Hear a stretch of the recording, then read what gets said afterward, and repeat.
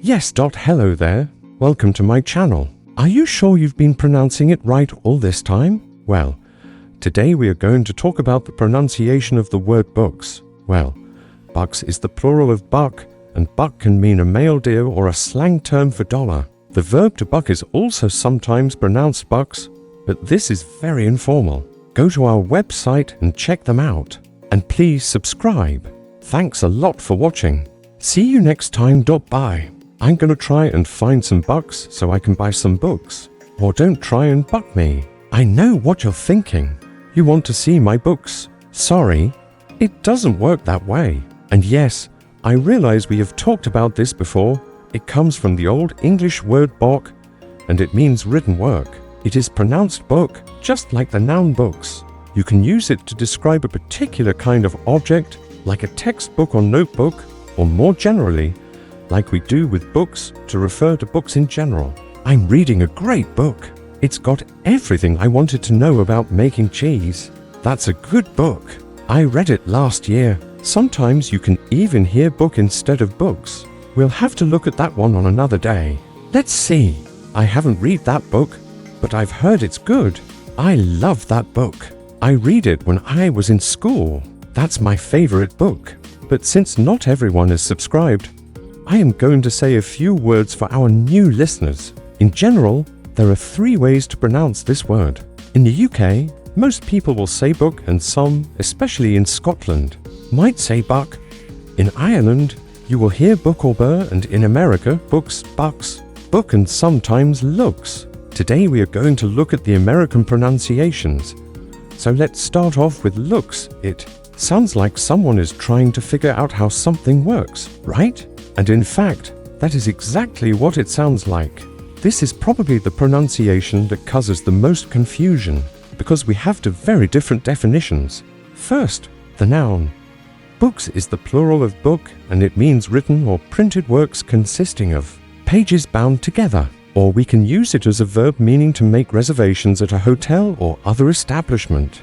Both meanings, both pronunciations are correct. So, which one should you use? Let's see.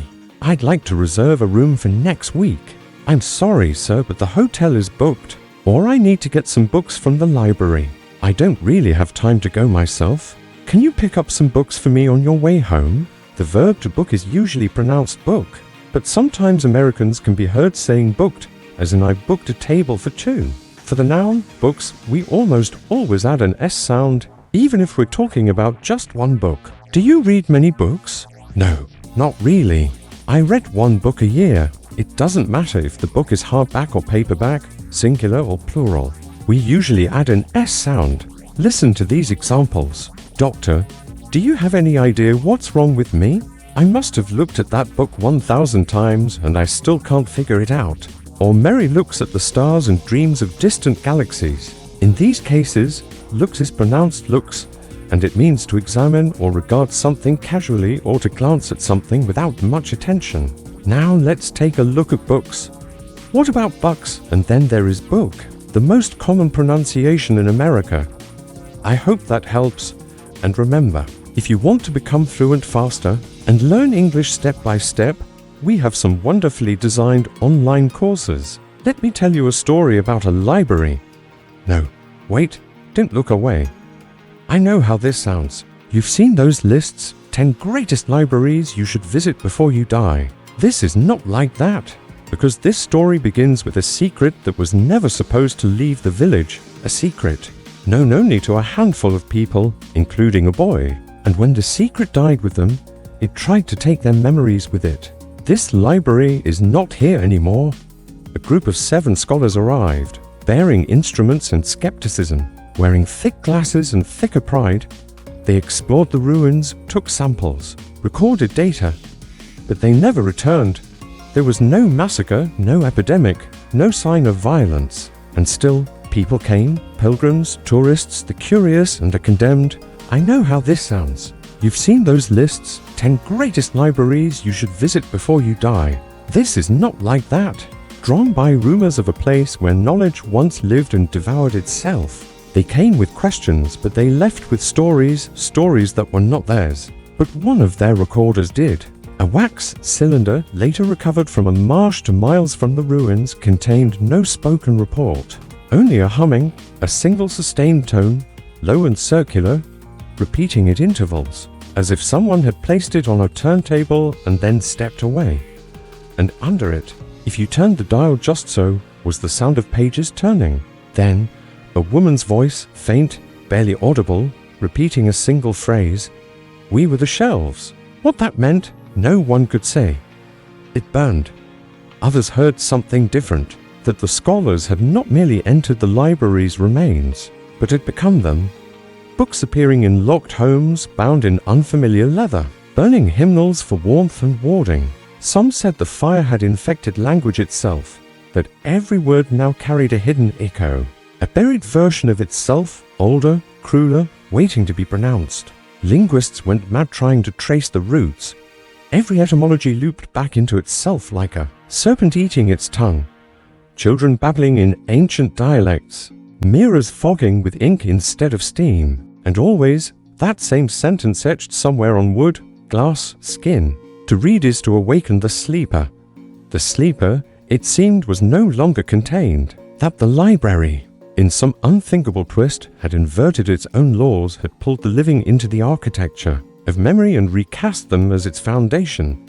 That in death, the library had not perished, but dispersed, welded shut and sealed with prayers from every known tradition inside. They placed every remaining book, cookbooks, diaries, hymnals, even holy texts, hoping to silence the voices that would not stop humming between the lines. The worst kind of winter, when the snow falls upwards.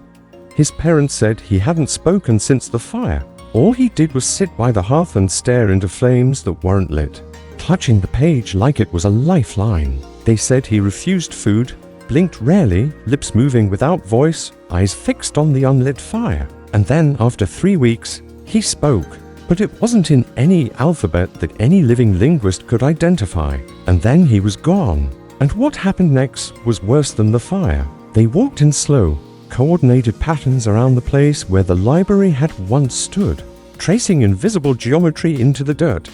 Some stood still for hours, facing east, their mouths open, as if drinking in silence. At night, their dreams bled into reality. Husbands woke to find there, wives whispering equations they did not understand. Children drew symbols in ash that they could not have known. And no one could remember the name of the town anymore. It had been erased, not by time or neglect, but by something more selective, more sentient. It was in a village nobody ever found again, not on purpose, at least. Some say the place is cursed, which might be true. The library was here, in this very spot. We know because there was a child who found a page in the rubble. A page from a book that wasn't there. He was 5 years old. He didn't know what the writing meant, but he knew, somehow, that it was important. So, he kept it until the day he vanished. And it was winter that he vanished. That's when the villagers started to behave strangely. So, an expedition was mounted from the university 3 counties east. Some interpreted it as metaphor, the human mind as vessel, as archive. Soon, the towns surrounding the vanished site began to report strange phenomena. Churches held mass at odd hours in desperation. The remaining townspeople built a monument over the ashes, not a statue but a vault. But even the vault began to warm, pulsing slightly in the night like something breathing. I'm sorry. Let me start again. Let me tell you a story about a library. No, wait, don't look away. Years passed. The land grew silent again, but never still. Crops wouldn't take root near the vault. Cattle refused to graze. Birds never flew directly overhead. Maps no longer marked the location. GPS systems glitched when approaching. Yet each decade, like clockwork, a figure would arrive, always alone, always silent, always carrying a book no one had seen. The figures were called wicks by the locals, a name born of fear and folklore. Candle wicks, meant to burn. They wore heavy cloaks, even in summer, and their eyes shimmered faintly in the dark like polished ink. Some say they weren't human. Others say they were once human readers who had gone too deep, crossed some invisible threshold between meaning and madness. They came to deliver the next volume, not to the vault, but to the land burying it deep beneath the soil, or sliding it into cracks in ancient stone, feeding the earth new thoughts, and with each new book came changes. Houses built too close to the perimeter would rearrange their floor plans overnight. A man found a staircase in his basement that descended for flights lower than physics allowed. A woman claimed to have heard a library card catalog whispering her name. It had her childhood address on file. She had never registered. The government sent surveyors once quietly, without announcement. The report was sealed, but a line leaked from one of the classified transcripts. The land exhibits an intelligence. It knows we're watching. That same week, 3 of the 5 team members resigned. The 4th went missing. The 5th sent a single email. Before vanishing, we were never meant to alphabetize truth. There are those who insist the library never truly burned. That what we witnessed was not an ending, but a shedding. That the fire was not destruction but metamorphosis. That a chrysalis of stone cracked, and what emerged was not ash but potential. A library no longer bound to walls, but loosed across thought itself. Ideas now viral, contagious, whispered from mind to mind. This theory is not new, in fact. It's printed in a manuscript known as the Codex Excellus, a book that should not exist, but does, in at least 5 conflicting locations simultaneously. A copy surfaced in Prague, another in Marrakesh. One was found buried in an Antarctic cave. They are identical in language but differ in weight, texture, temperature. One glows faintly in moonlight. One bleeds when touched. Every copy contains a final page. Again, a sentence not written, but seared. It reads, "We were never librarians. We were fuel." The phrase is believed to be a confession, or a warning, or an invitation. And so, the legend remains, that there once stood a library so vast, so haunted by knowledge, it could not help but ignite itself to prevent what it knew from spreading. But in doing so, it ensured its own survival not in structure, but in seed. Perhaps every library now holds a spark, every book a filament, every reader a match. The question is not whether the fire will return, it is whether it ever left.